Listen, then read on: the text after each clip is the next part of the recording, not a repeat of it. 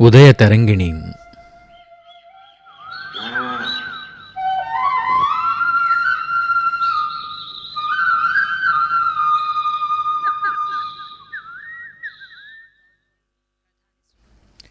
ఈనాటి ఉదయ తరంగిణి కార్యక్రమంలో ప్రజారంజక చారిత్రక నాటకం ప్రతాపరుద్రీయం గురించి డాక్టర్ అమ్మిన శ్రీనివాసరాజు గారి ప్రసంగం, కొన్ని సినిమా పాటలు వింటారు.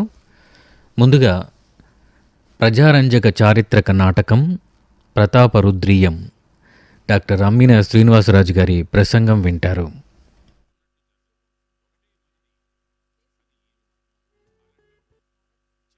తెలుగు నాటక రంగానికి జీవగర్రలా చెప్పబడేవి చారిత్రక నాటకాలు అయితే, తెలుగు చారిత్రక నాటకాలకే మకుటాయమానంగా వెలుగొందడమే కాక నాడు అత్యంత ప్రజాదరణతో అనేక ప్రదర్శనలతో ప్రేక్షకులను అలరించింది ప్రతాపరుద్రీయం నాటకం.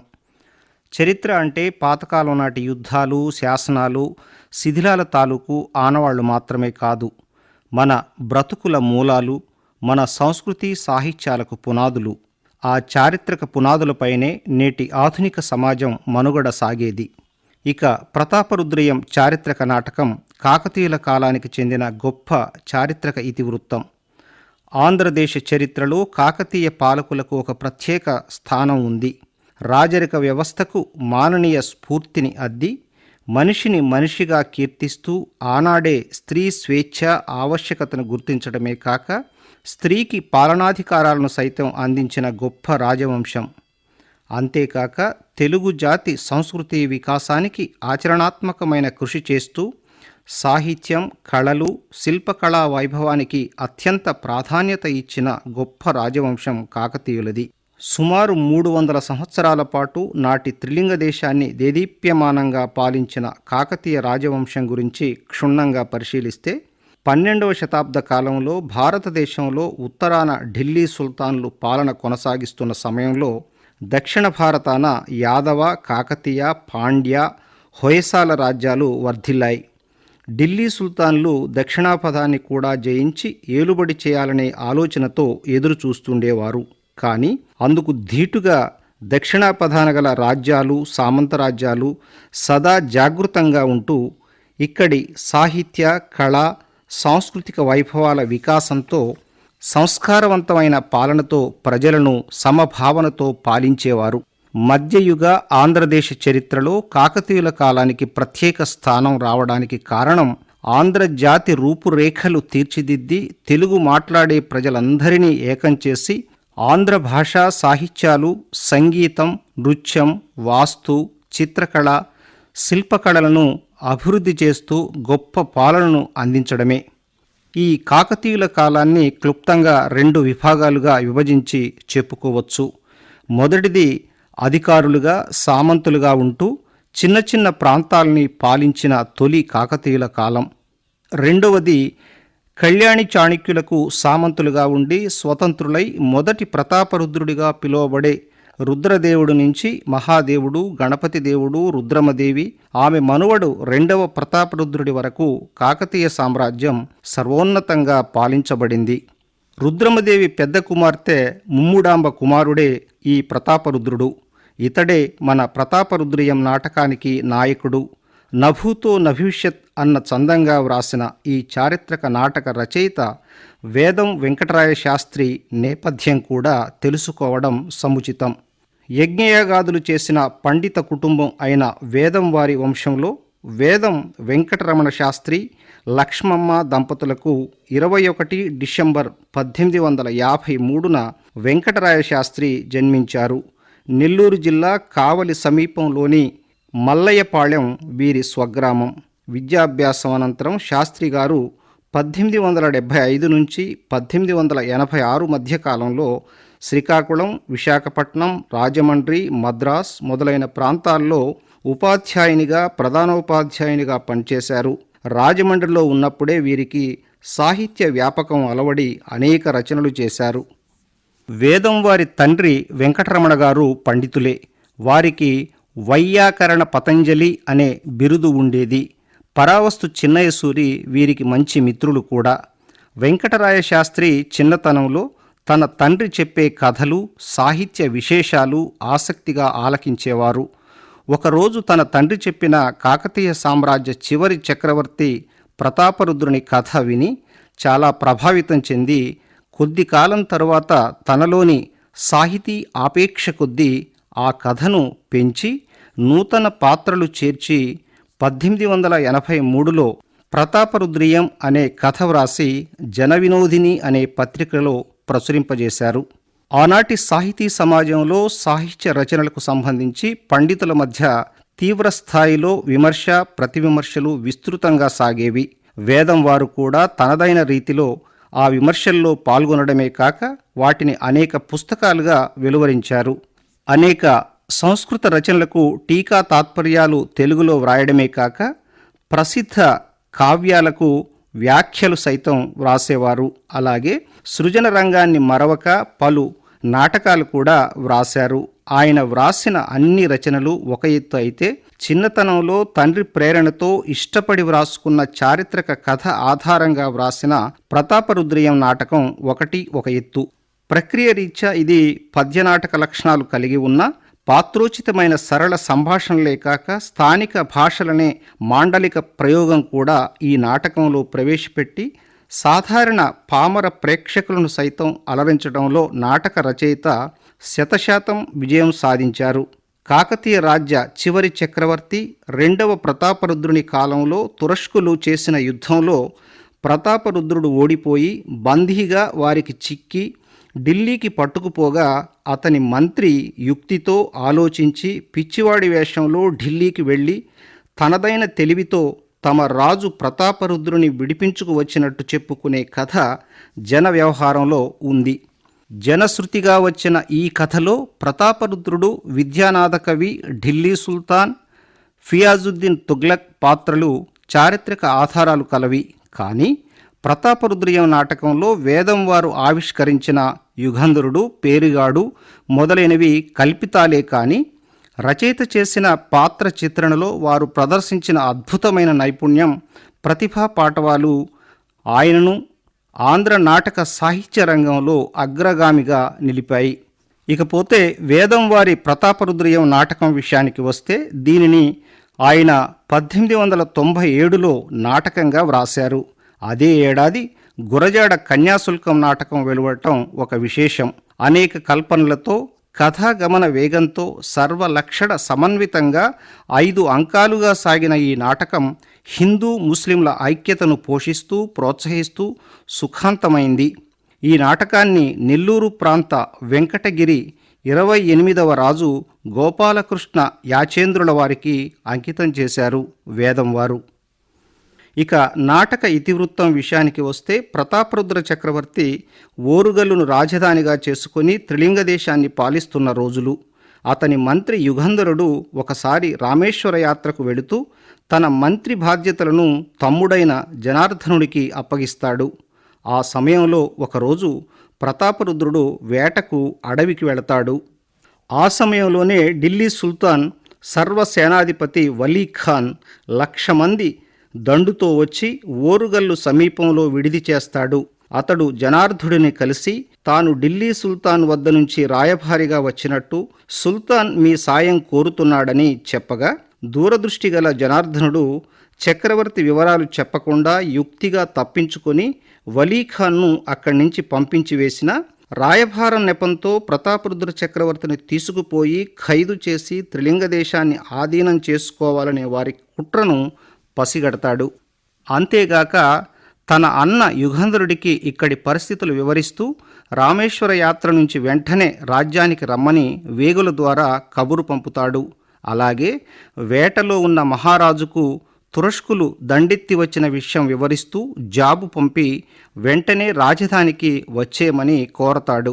శత్రుమూకలైన తురకలను వారి రాజ్యంకు పోకుండా ఇక్కడే మట్టుపెట్టాలనే లక్ష్యంతో నాసిక్ నుంచి భద్రాచలం వరకు గల గోదావరి నది దాటిపోవడానికి ఎలాంటి అవకాశాలు లేకుండా కట్టుదిట్టమైన చర్యలు చేపడతాడు జనార్దనుడు. ఓరుగల్లు సర్వసేనాని అయిన బేతాళరావుకు సర్వం వివరించి ఏ క్షణమైనా యుద్ధం రావచ్చని హెచ్చరించి జాగృతం చేస్తాడు.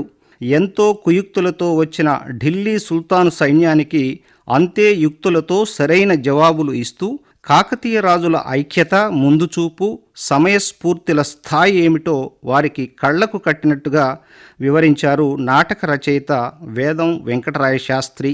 ఒకానొక సందర్భంలో ఓరుగల్లును వశపరుచుకోవడం అసాధ్యమని అలీఖాన్ భావిస్తాడు. అంతలోనే నాటకంలో ఊహించని మలుపు చోటు చేసుకుంటుంది. ఢిల్లీ సుల్తాన్ సేనలు గోదావరికి దక్షిణ తీరంలోని అటవీలో ప్రవేశించడం, అక్కడ వేటలో అలసిపోయిన ప్రతాపరుద్రుడు చెట్టు కింద నిద్రిస్తూ వారికి కనిపించడం, మెరుపు దాడి చేసి చక్రవర్తిని బంధించి యుక్తులు కుట్రలు పన్ని గోదావరిలో పడవల సాయంగా చక్రవర్తిని దాటించి ఢిల్లీకి తీసుకుపోతారు. సిపాయిలు వలీఖాన్ ఆదేశాల ప్రకారం రహస్యంగా ప్రతాపరుద్రుణ్ణి పడవ లోపలి భాగంలో ఉంచి దాటిస్తుండగా తల్లికి కావలసిన ఔషధం కోసం గోదావరిలో ఈదుకుంటూ వస్తూ ఆపదలో ఉన్న విద్యానాథుడు పడవలోని సిపాయిల సాయం కోరి ఆ పడవలో ప్రయాణించడం, అందులో బందీగా ఉన్న తమ చక్రవర్తిని గమనించి విషయాన్ని కాకతీయ మంత్రి యుగంధరునికి రహస్యంగా చేరవేయడం మొదలైనవి ఇందులోని నాటకీయ పరిణామాలు.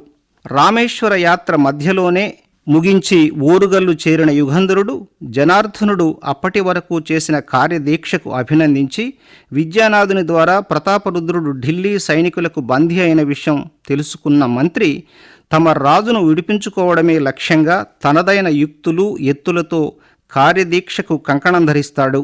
ముందుగా చక్రవర్తి ప్రతాపరుద్రుడు ఢిల్లీ సైనికులకు బందీ అయిన విషయాన్ని రహస్యంగా ఉంచి తన రాజ్యంలో అచ్చం తమ చక్రవర్తిని పోలిన పోలికలతో గల పేరిగాడు అనే రజకుడిని రాజులా అలంకరించి ఎవ్వరికీ అనుమానం రాకుండా రాజ్యపాలన చేయిస్తూ శాంతి భద్రతలు పరిరక్షించే వ్యూహం పన్నాడు యుగంధరుడు. అంతేగాక ఓరుగల్లు సామ్రాజ్యం చేరువలో విడిది చేసి ఉన్న ఢిల్లీ సుల్తాన్ మనుషులైన ఖుస్రు తదితరులకు వలీఖాన్ బంధించి ఢిల్లీకు తీసుకువెళ్ళింది కాకతీయ చక్రవర్తి ప్రతాపరుద్రుడిని కాదని, అచ్చం అతని రూపంలో గల పేరిగాడిని అని, అసలు రాజు నిక్షేపంగా ఇక్కడే ఉండి రాజ్యపాలన చేస్తున్నాడనే పుకారు వారు నమ్మేలా చేరవేస్తారు. అంతలోనే యుగంధరుని ద్వారా అక్కడకు చేరిన దుబాసి తురకల రాయభారం అబద్ధమని మాకు తెలుసు, అమాయకుడైన మా రాజు పోలికలు గల మా పేరిగాడిని వెంటనే మీ చెర నుంచి విడిపించండి, లేకపోతే మీరు మా వద్ద ఖైదీలుగా ఉండిపోతారు అనే హెచ్చరిక సందేశం కూడా వినిపిస్తారు. దానితో ఖుస్రు బృందానికి ఏం చేయాలో పాలుపోని అయోమయ పరిస్థితి ఎదురవుతుంది. ఒకరోజు రాత్రికి రాత్రి ఖుస్రుఖాన్ బృందం ఢిల్లీకి పారిపోతారు. కొన్నాళ్లకు ఢిల్లీ నగర వీధుల్లో ఒక పిచ్చివాడు ఢిల్లీ సుల్తాన్ పట్టుకుపోతాన్ అంటూ అరుస్తూ పిచ్చి పిచ్చిగా తిరుగుతూ ఉంటాడు. సుల్తాన్ అతడి సమాచారం తెలుసుకోవడానికి అష్టకష్టాలు పడ్డా ఫలితం రాదు. ఓరుగలు నుంచి పారిపోయి వచ్చిన ఖుస్రుఖాన్ వలీఖాన్ను కలిసి కాకతీయ చక్రవర్తి ప్రతాపరుద్రుడు అనుకుని అచ్చం అతని పోలికలు గల వ్యక్తిని ఢిల్లీకి తెచ్చామని చెబుతాడు. ఇదే విషయం సుల్తాన్కు తెలిస్తే అతని అసమర్థత బయటపడుతుందని సుల్తాన్కు అసలు విషయం తెలియకుండా ఉంచడం కోసం విషయం తెలిసిన ఖుస్రుఖాన్ను తనతో పాటు యమునా నది ఒడ్డుకు తీసుకువెళ్లి వలీఖాన్ ఖుస్రును తలనరికి తలను ఒడ్డున పాతి మొండాన్ని యమునా నదిలో విసిరేస్తాడు. ఈ విషయాన్ని తాను ఢిల్లీ నగరంలో ఏర్పాటు చేసుకున్న తన సేనల ద్వారా తెలుసుకుంటాడు. పిచ్చివాడి రూపంలో ఢిల్లీ వీధుల్లో తిరుగుతున్న ప్రతాపరుద్రుడి మంత్రి యుగంధరుడు. ఢిల్లీ సుల్తాన్ ఒకరోజు వలీఖాన్ ఇతర వజీర్లతో కొలువు తీరి ఉండగా వేగుల ద్వారా తమ దర్శనార్థం వర్తకులు వచ్చారన్న విషయం తెలుసుకుని వారికి ఆహ్వానం పలుకగా సభలోకి వచ్చిన వర్తకులు సుల్తాన్కు విలువైన కానుకలు సమర్పించుకుని తాము తెచ్చిన నగలు కొనాలని వేడుకుంటారు. వాళ్ల నగలు కొనదగిల్చిన ఢిల్లీ సుల్తాన్ వాటిని తమ రాజ్యానికి తీసుకురమ్మని అనుమతిస్తాడు. కానీ సరుకులు ముందుగా చూడటానికి ఓడల వద్దకు వస్తేనే బాగు అని, సరుకులు సంస్థానానికి తీసుకురావడం ఆలస్యం అవుతుందని వర్తకులు చెప్పడంతో వారి కోరిక మేరకు తానే అక్కడకు వెళ్ళడానికి ఒప్పుకుంటాడు. అంతేకాక ఓడలోని సరుకులకు ఖరీదును కూడా తాము నిర్ణయించలేమని చెప్తారు వర్తకులు. మరి నగల ధర ఖచ్చితంగా నిర్ణయించగల నేర్పరులే లేరా అన్న ఢిల్లీ సుల్తాన్ ప్రశ్నకు గతంలో తమ సరుకులను ఓరుగల్లు మహారాజు కొనేవాడని, వాటి ధర నిర్ణయించడంలో అతను మంచి సమర్థుడు అంటూ అలవాటుగా అనేస్తారు వర్తకుల రూపంలో ఉన్న యుగంధరుడి సేనలు. విషయం తెలియని సుల్తాన్ వ్యాపార మోజులో నగలు సరసమైన ధరలకు కొనాలనే ఆశతో తమ వద్ద ఖైదీగా ఉన్న ప్రతాపరుద్రుడిని తీసుకుని వాడలుగల ప్రాంతానికి తన పరివారంతో వెళ్ళడం, అక్కడి నగలను చూసిన ప్రతాపరుద్రుడు అవి తమ అంతఃపుర నగలుగా భావించి తన మంత్రి యుగంధరుడి యుక్తికి తనలో తానే సంబరపడతాడు. నగల ఖరీదు సరిగ్గా చెప్తాడు. అతడు నిర్ణయించిన ధర మేరకు నగలు కొనడానికి వర్తకులకు సుల్తాన్కు మధ్య ఒప్పందం కుదురుతుంది. సరైన ధర కట్టిన వ్యక్తి నిజమైన కాకతీయ చక్రవర్తి అనే విషయం రూఢి చేసుకున్న సుల్తాన్కు అంతదాకా గల సందేహం తీరుతుంది. కానీ వచ్చిన వర్తకులు కూడా ప్రతాపరుద్రుని అనునాయులే అన్న విషయం తెలియని సుల్తాన్ వర్తకులు తెచ్చిన నగలకు తక్కువ ధర నిర్ణయించమని, అందుకు ప్రతిగా శిక్ష నుంచి విముక్తుని చేసి కాకతీయ సామ్రాజ్యం పంపిస్తానని రాజుకు సుల్తాన్ ఆశ పెడతాడు. అందుకు అంగీకరించిన రాజు ఆ రాత్రికి అక్కడే ఉండటానికి నిర్ణయించడం, వచ్చిన వర్తకులు ఆ రాత్రి ఢిల్లీ సుల్తాన్కు అక్కడే విందు వినోదాలు ఏర్పాటు చేయడం, అందులో భాగంగా సుల్తాన్ తెలుగుదేశాన్ని జయించిన కథ ఆధారంగా వ్రాసిన త్రిలింగ విజయం అనే నాటకాన్ని ప్రదర్శిస్తారు. అందులో వలీఖాన్ చక్రవర్తి రూపంలో ఉన్న చాకలిని ప్రతాపరుద్రుడుగా భ్రమించి బంధించి ఢిల్లీకి తీసుకురావడం, తన అసమర్థత సుల్తాన్కు తెలియకుండా వలీఖాన్ విషయం తెలిసిన ఖుస్రూను చంపడం వంటి వలీఖాన్ కుట్రలు ప్రదర్శిస్తారు. విషయం తెలిసిన ఢిల్లీ సుల్తాన్ కోపంతో అక్కడే వలీఖాన్ను అతని సలహాదారులను చంపి ఆ యమునా నదిలోనే పడవేస్తాడు. ఆ అలసటతో సుల్తాన్ అతని పరివారం వాడలో నిద్రలో ఉండగానే అప్పటి వరకు పిచ్చివాడి రూపంలో ఉన్న యుగంధరుడు తనదైన యుక్తి మార్గం ద్వారా క్షేమంగా తమ రాజు ప్రతాపరుద్రుడిని అతని పరివారాన్ని ఓరుగల్లుకు చేరుస్తాడు. తమకు తెలివి వచ్చి తేరుకునే సమయానికి ఢిల్లీ సుల్తాన్ ఓరుగల్లు చక్రవర్తి సభలో ఉండటం, ప్రతాపరుద్రుని రాజ్య వైభవాన్ని ప్రత్యక్షంగా చూసి పరమానందంతో ఆశ్చర్యపోవడమే కాక కాకతీయ రాజ్య ఉన్నతికి పాటుపడుతున్న మంత్రి యుగంధరుడు అతని సేనలు చేస్తున్న యుక్తిదాయక కృషికి ఎంతగానో అభినందిస్తాడు సుల్తాన్. అప్పటి వరకు ఢిల్లీ వీధుల్లో పిచ్చివాడిగా తిరిగిన యుగంధరుడు మందహాసంతో సుల్తాన్ను 6 మాసాల పాటు తమ రాజ్యంలో అతిథిగా ఉండమని కోరడం, ఓరుగల్లు రాజుల ఆత్మీయతకు 6 మాసాలు కాదు జీవితాంతం ఇక్కడే ఉండాలనిపిస్తుందని సుల్తాను అనడం, యుగంధరుని రాజనీతిజ్ఞతకు మేధోశక్తికి ఢిల్లీ సుల్తాన్తో పాటు సభ యావత్తు ప్రశంసల జల్లు కురిపిస్తుంది. శత్రుత్వం కోరుకున్న ఢిల్లీ సుల్తాన్ను తమదైన యుక్తితో మిత్రునిగా మార్చుకుని అతనిలో పశ్చాత్తాపం కలిగించటం, వలీఖాన్ వంటి దుష్టులను అంతం చేయడం ఈ నాటకంలోని ప్రధాన ఘట్టాలుగా మనం గమనించవచ్చు. కాకతీయ సామ్రాజ్య చక్రవర్తి 2వ ప్రతాపరుద్రుని జీవితంలో జరిగిన చారిత్రక సంఘటనల ఆధారంగా రచించిన ప్రసిద్ధ తెలుగు పద్య నాటకం ఇది. పేరుకు ప్రక్రియాపరంగా పద్య నాటకమే అయినా గ్రాంధిక భాషకు అధిక ప్రాధాన్యత ఇవ్వకుండా నాటకంలోని పాత్రల స్వభావానికి తగినట్టుగా సహజమైన పాత్రోచిత సంభాషణలు వ్రాసి తెలుగు పద్యగ నాటకానికి కొత్తదారులు వేసిన ఖ్యాతి వేదం వెంకటరాయ శాస్త్రి సొంతం చేసుకున్నారు. పేరుకు ఇది ప్రతాపరుద్రీయం అని ఉన్నా దీనిలో ముఖ్య పాత్రధారి సూత్రధారి మంత్రి యుగంధరుడు. అతని తరువాత అంతటి స్థిరమైన స్థానాన్ని సంపాదించుకున్న హాస్య ప్రధాన పాత్ర పేరిగాడు. యుగంధరుని తమ్ముడు తాత్కాలిక మంత్రి జనార్దనుడు, విద్యానాథుడు, విశ్వాసరావు, బేతాళరావు, చెకుముకు శాస్త్రి, ఢిల్లీ సుల్తాన్, వలీఖాన్, ఖుస్రూ ఖాన్ మొదలైన ప్రధాన పాత్రతో పాటు పేరిగాడి భార్య ఎల్లి ఈ నాటకంలో కనిపించే ఏకైక స్త్రీ పాత్ర. తెలుగు పద్య నాటకంలో ఒక విశిష్టమైన గుర్తింపు స్థానం సంపాదించిన ప్రతాపరుద్రీయం నాటకంలోని కథా కథనంతో పాటు పాత్రల సృష్టి, నాటక లక్షణాలు అన్నీ ఆదర్శనీయంగా ఉన్నాయి. వీరరస ప్రధానంగా ప్రారంభమైన ప్రతాపరుద్రీయం నాటకంలో అంతర్భాగంగా హాస్యరసం మిళితమై నిలిచింది. సందర్భోచితంగా పద్యాల ప్రాభవం కొనసాగిన సరళమైన సంభాషణలతో నాటకం ఆశాంతం కొనసాగింది. నాటకానికి నాయకుడు ప్రతాపరుద్రుడా లేక యుగంధరుడేనా అన్న సందేహం కొంతకాలం కొనసాగినా చివరికి ప్రతాపరుద్రుడే నాయకుడు అన్న విషయం తేటతెల్లం అవుతుంది. రాజకీయ ప్రధానమైన వీరరసం కలిగిన చక్కటి చారిత్రక తెలుగు పద్య నాటకం ఇది. ఒక విశిష్ట స్థానాన్ని పొందడమే కాదు, రచయిత వేదం వారికి కూడా అంతే విలువను గుర్తింపును అందించింది. అంతేగాక తొలి కళాప్రపూర్ణ బిరుదు పొందిన నాటక రచయితగా వేదం వారు చరిత్రలో స్థానం పొందారు.